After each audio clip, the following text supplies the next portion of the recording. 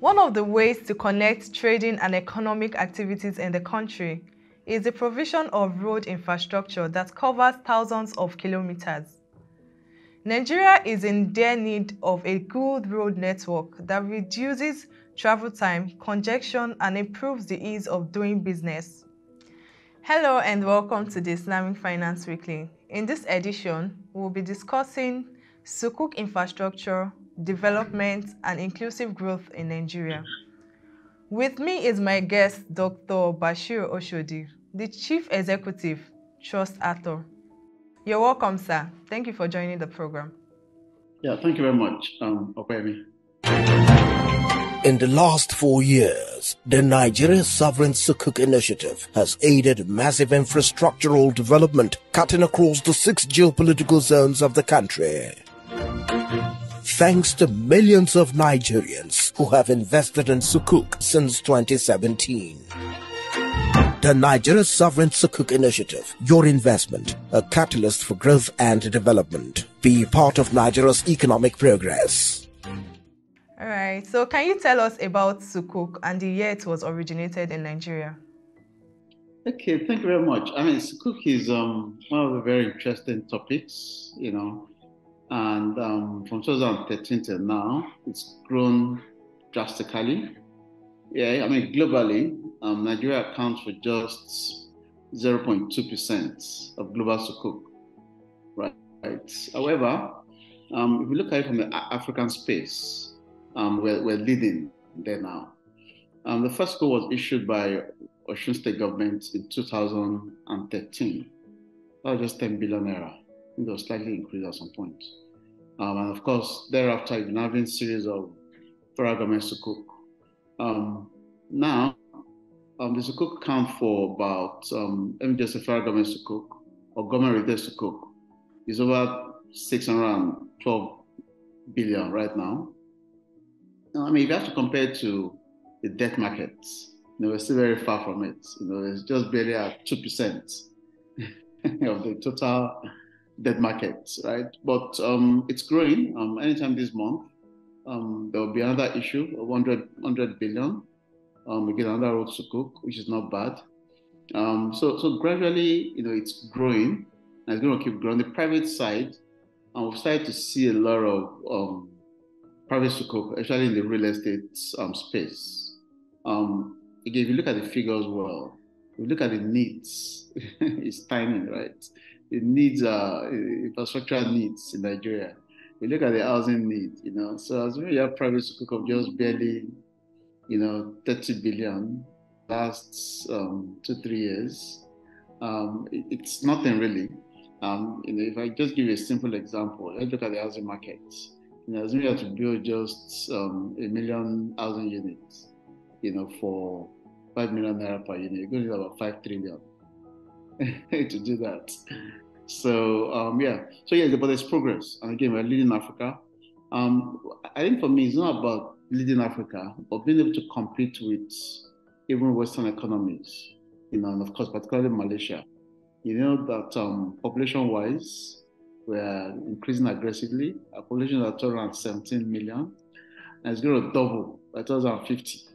So it means that the speed at which we should go into the market should not really increase, right? So the good thing is that you're having loads of competencies.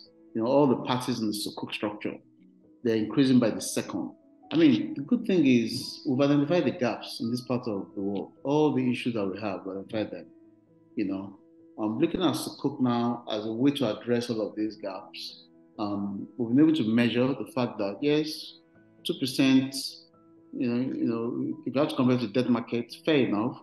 However, how do we increase it? Set the 10-year master plan a few years ago, and the expectation is that Sukuk should do at least 25%. I think it's going to click in another 3 or so years, or 3 or 4 years. It means that the growth is not moving on with the budgets. There's a big gap. Yeah, so that is the major. We need to see our best to address all of this, so that we can get closer to the targets, the expected targets in good time. So since 2017, how will you assess the level at which Sukuk has been used to fund the construction of roads in Nigeria? We've done over 600 billion in the last 6 years or so. And I'm sure this year, another 1 billion is going to be added to that. That's going to about 700 billion, and specifically about 712 billion of Sukuk, for road infrastructure alone. That's for the federal government. I'm aware that, other state government will start to come up with similar Sukuk. Again, fantastic.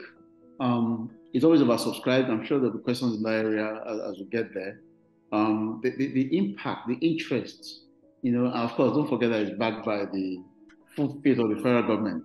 So it means that, defaults, is not going to be, it's not envisaged that there'll be any form of default, Usually, the federal government has been using the Ijarah Sukuk, which is more before the forward lease Sukuk, right? And to a very large extent, because the markup is fixed, so under Ijarah, you can have fixed or floating, returns. Yes, but of course, the choice in this case is the fixed one, but the market is used to fixed return anyway. It's not like you can have variable Sukuk or floating Sukuk, floating Ijarah Sukuk. But because of the perception, the understanding of the market, looking at the conventional space, the market is more, is more aligned towards fixed rates or fixed income bonds, and so it's almost easier to do fixed rate Sukuk. Yeah. So the next one, the one that's coming on in now is going to be at about, above 15%, 15.6. So it's not bad. Yeah, you can argue that the rate of inflation is much higher than that. Inflation is about 20%. So you can argue that, but people still buy it because they're very secure instruments. There's guaranteed to pay back. And so people will ordinarily want to push in money. I'm aware that GMO is trying to encourage more retail investors. So when the retail investor puts in money, you're surely going to get it. When money comes in from corporate, you may not get everything you're asking for. But again, it's still very small at this stage. So the next one, 100 billion. 100 billion in the market is just like a drop. But it's not a bad drop. Last year was 250 billion, which was, of course, also oversubscribed. 250 billion, not bad, oversubscribed. I was thinking that we're going to be having 400 billion this year. Even at 400 billion, would have been oversubscribed. But again, yes, there's going to be change of government and everything, so we can understand why, how to keep it low, just to finish up the existing works as quickly as possible, and then by next year we can have something that is much higher. So yes, see, the good thing about Sukuk is that there must be underlying assets. You can see the asset, you can feel it, you can go there, which is, that's the main difference between Sukuk and bonds, really. One is just debts. The other one is backed by underlying assets. The Debt Management Office is offering the 10-year FGN 100 billion naira Sukuk deal, 2032 at 15.64% per annum. Should we expect another oversubscription level from investors? In these markets, the PFAs control over 14 trillion naira. And the top 5 banks, have 60% of the entire market. We're talking about another 60 trillion sitting there. And when I look at the other banks, so at the end of the day, let's look at the fact that the non-interest financial institutions control just 1% of the market. And total assets that they have is just, plus the Sukuk, it's just barely a trillion naira. The other assets, if you take out Sukuk of 600, the other assets is just slightly less than 400 billion.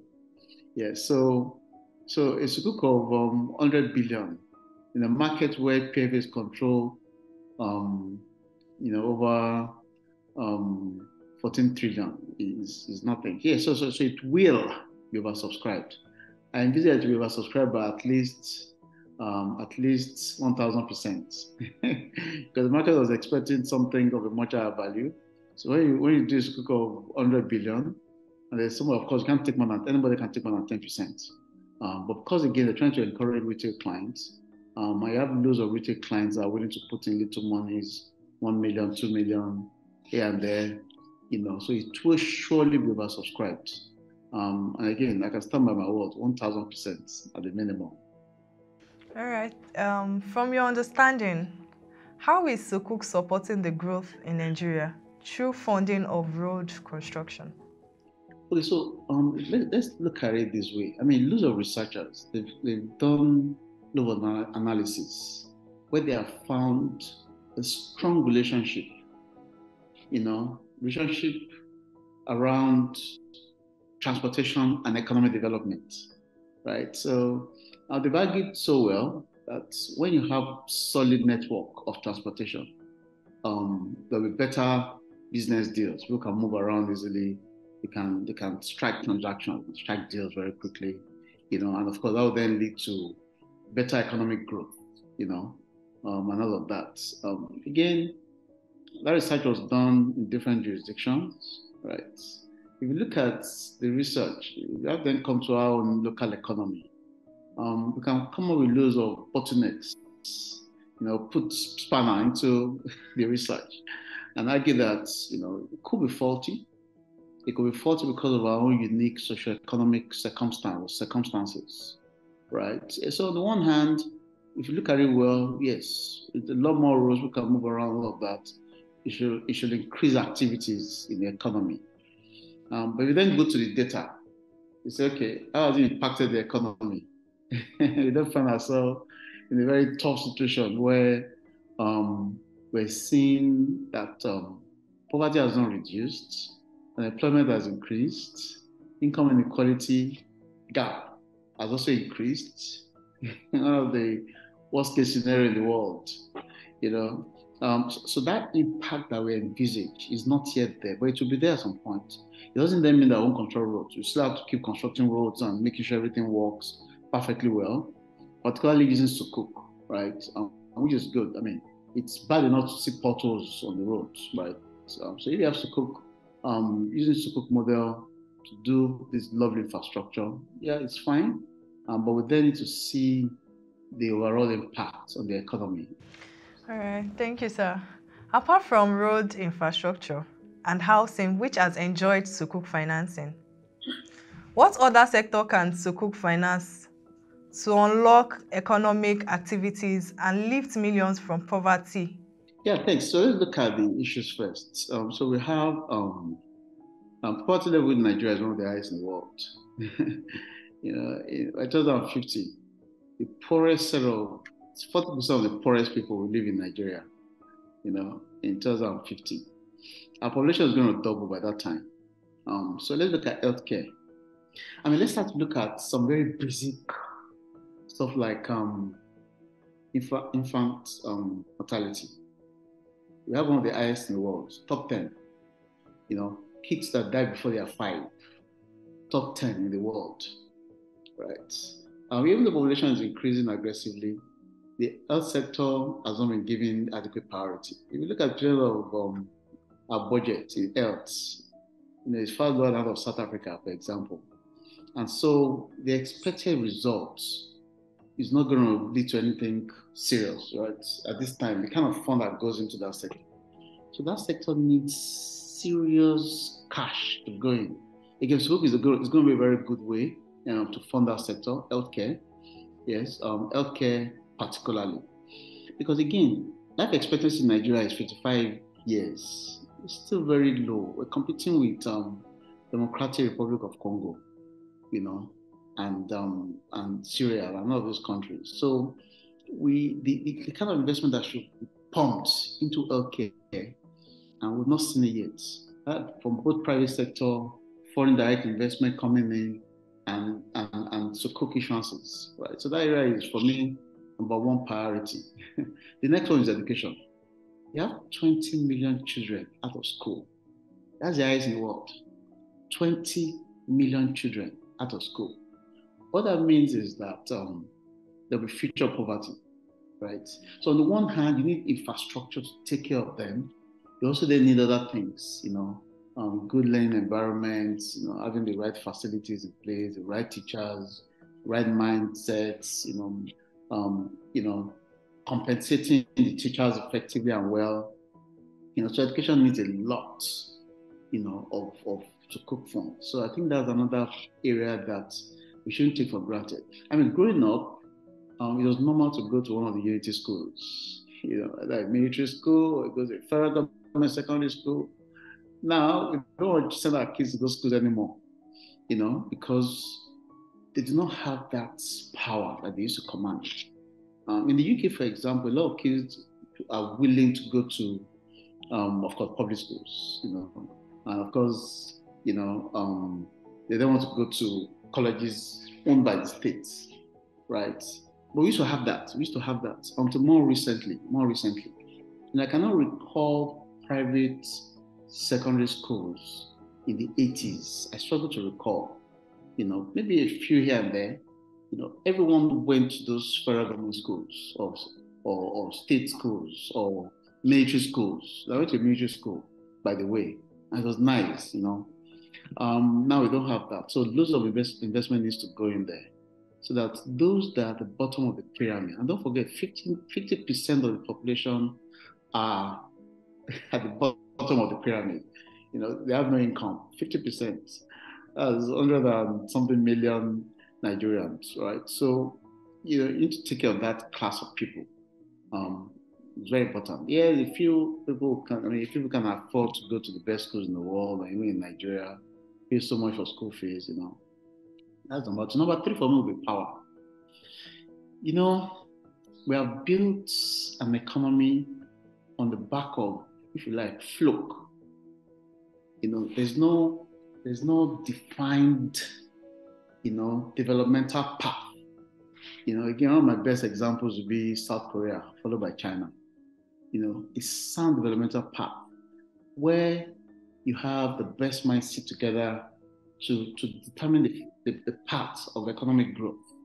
So because we don't have that in place, it then means everything is just happening. Yeah, GDP is rising, everybody trading here and there, everybody doing what they like. We have not defined our import substitution strategies and our export promotion strategies.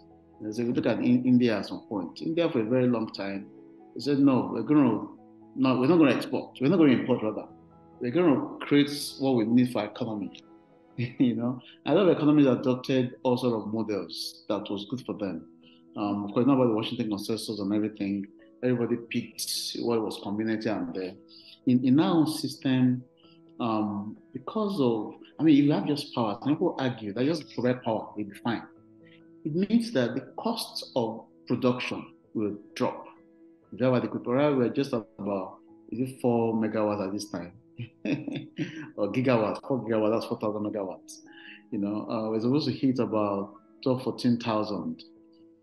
But we're still far from it. South Africa has got almost half of the power that we generate in Africa.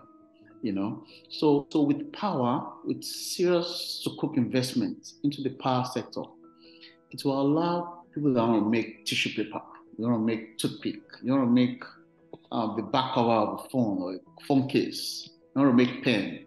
You can produce at a cheap price. You don't have to import. To reduce your exports, your export bills, and I can start to produce a lot more locally. Even the cost of coming to the office now is expensive.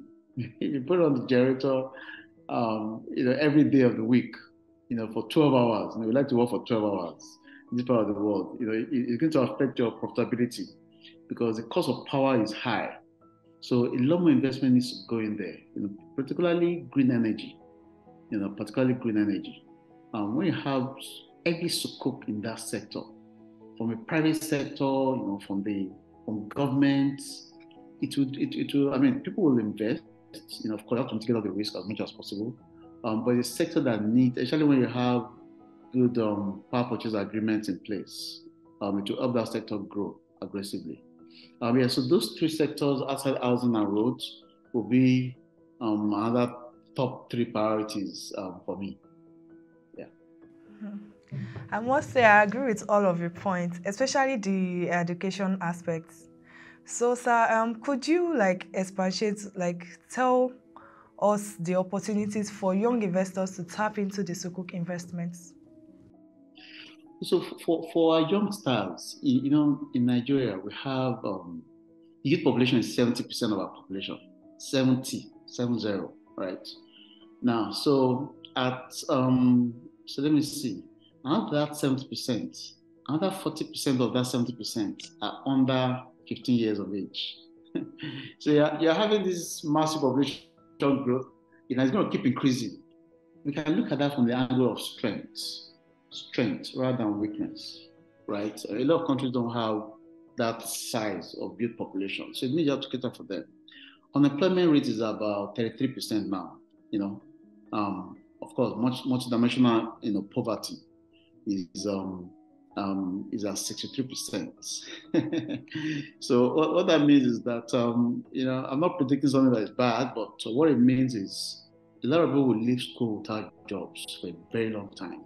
So you can see migration to UK, to Canada, to the US, even to Togo and South Africa. People are starting to go to Rwanda now. It's that bad. So because they're not likely going to get jobs, they need to be entrepreneurs, right? Now, if I have to look at the Sukuk market and pick one sector that we have great strength in, it's going to be in fintech or technology as a whole. Now, if you're going to use Sukuk for that, my preference then would be the perpetual Sukuk model. Perpetual Sukuk is a Sukuk that your basic investors are basically putting equity in, called Modaraba, Musharaka, equity funds. So you create an SPV, which is beyond an orphan SPV, which is more of a permanent SPV, if you like. In that SPV, investors will be dropping money every time in form of equity, right? Again, can you imagine if we create a massive pool just for technology startups? Just technology startups. Facebook was lucky to get their first $100,000, and with that, they started. They're one of the top, 3 companies in the world right now. Right? $500,000. Yeah, $500,000. That was it. Can you imagine? I mean, almost every child I know that is below 10, I know, are already learning coding. And so the strength we have in that area, and you can work from home, you can work from anywhere. You don't have to go to an office and put on a generator and take a lot of costs, right? The costs of setting up that space is not so much in terms of, because we already have the human capital, enormous human capital amongst our youth, right? So the kind of Sukuk I would want for the youth will be tech-based Sukuk, right? Now, again, it's going to be difficult to use a Ford Ijarah because there's no underlying asset. It's going to be difficult to use a Muraba Sukuk because, there's the assets. The assets will be computers or laptops. It's going to be, they're more of soft investments. If you have to use a service Ijarah contract, everybody will get confused, and the aides may even struggle to approve it. The Sharia scholars will struggle to approve it. So a perpetual Sukuk, where the investment is Mudaraba, Musharaka, partnership, joint venture kind of arrangement. They put money into the SPV consistently, and they start to fund tech-related projects across board. Again, there's then need to give a bit of priority, not a bit of priority, a lot of priority to women. Gender-based finance, right? So okay. I mean, I conducted a program at Oxford last year, and there's a lady there. She came up with one of the best proposition in her thesis, which is tech-related, right? Nigerian, but of course she's British. Now, what does she need to put into that project? Maybe as little as 100 million naira. If she has to put in naira, that is tiny. That's the cost of buying one simple apartment in Oniru or Lekki one. You know what I mean? And so for women, you start to see the sincerity with which they do their things.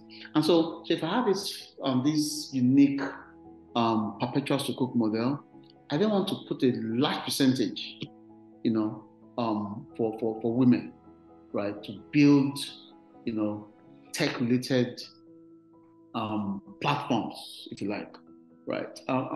And with that, we can see the impact. Now, what researchers have found is that when a woman invests or becomes an entrepreneur, I mean, we're all sure where the funds will go to when she makes profits. If she wants to expand, and then of course she can then impact her family more positively, than men. Men may have other motives, right? So yeah, on the one hand, not to lose the point, I like us to then put a lot more to create a unique tech-based SPV, create tech-based Sukuk, mobilize perpetual, consistent cash flow into that, and then let you start to enjoy from it. That would be my one and only priority at this time. Thank you.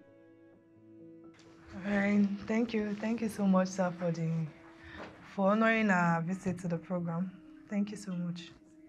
Yeah, my pleasure. I really enjoyed all you said. I enjoyed every bit of it. Thank you, sir. Okay. Yeah, have a nice day, sir. Bye-bye. Yeah, you too. Bye. The federal government of Nigeria, through the Debt Management Office, has raised over 300 billion naira to construct and rehabilitate sections of 71 roads and 4 bridges across the country. This is covering a total of 2,820.06 kilometers across Nigeria. This has proven that alternative investments like Sukuk, if deployed effectively beyond road infrastructure, can unlock more opportunities in Nigeria's economy and lead the nation to the pathway of shared prosperity. In the last 4 years, the Nigeria Sovereign Sukuk Initiative has aided massive infrastructural development cutting across the 6 geopolitical zones of the country. Thanks to millions of Nigerians who have invested in Sukuk since 2017. The Nigeria Sovereign Sukuk Initiative, your investment, a catalyst for growth and development. Be part of Nigeria's economic progress. That will be all for this edition of the Islamic Finance Weekly. You can join our website www.proshare.co to watch our videos, read our news and articles. Till we come your way again, thank you for watching and bye for now.